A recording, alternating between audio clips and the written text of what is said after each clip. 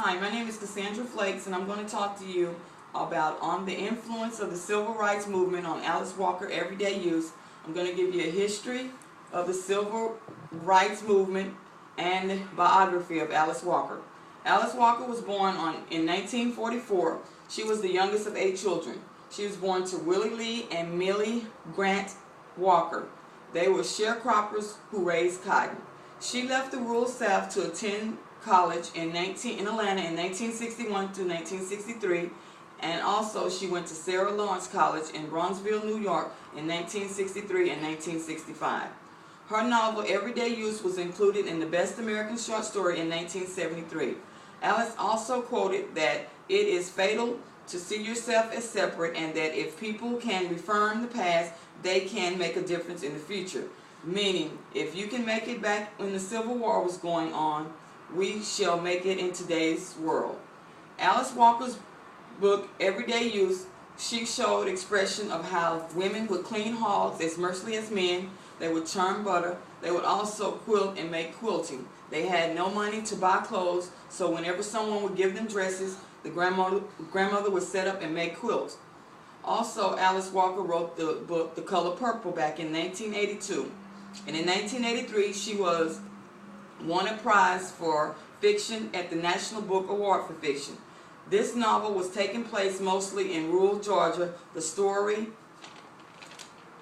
focuses on female black life in the 1930s in the southern United States, addressing numerous issues including the low positions in American social culture. The main characters in this novel was Celie.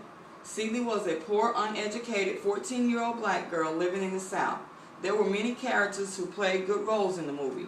Oprah Winfrey was one of the characters. She played Sophia. She was married to Harpo. Her and Harpo had kids. They would live out on the farm. Sophia was beaten back when the Civil War was going on due to she cursed one of the ladies when she asked her son did he want to be her maid.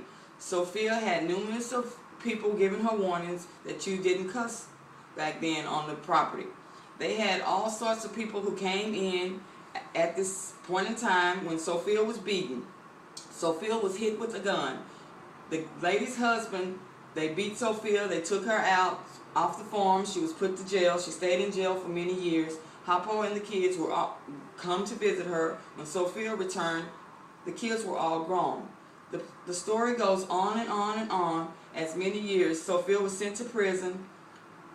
Nettie's father, which was Alfonso, had put Nettie out when she was young. Nettie never did return to the farm. Celie was always there getting beat and raped by her father. She had numerous of pregnancies. Her dad would take the kids out her arms when she had the baby. He killed the little girl. He sold the other little girl, and she had the little boy. And the boy grew up not knowing who his real father was, even though it was Alfonso, Celie's father. The story went on and on. They were all living in the South. Poor people, didn't have any money. And also, as the story included, Mr.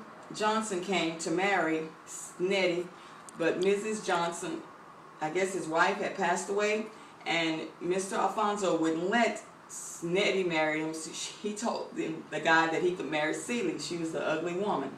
Celie stayed there. She obeyed her father till one day when her father died. Celie got up and began going to church, singing in the choir stand. And I'm going to show you now a clip of how the story goes as when Oprah Winfrey, which is Sophia, was beaten for defending her son.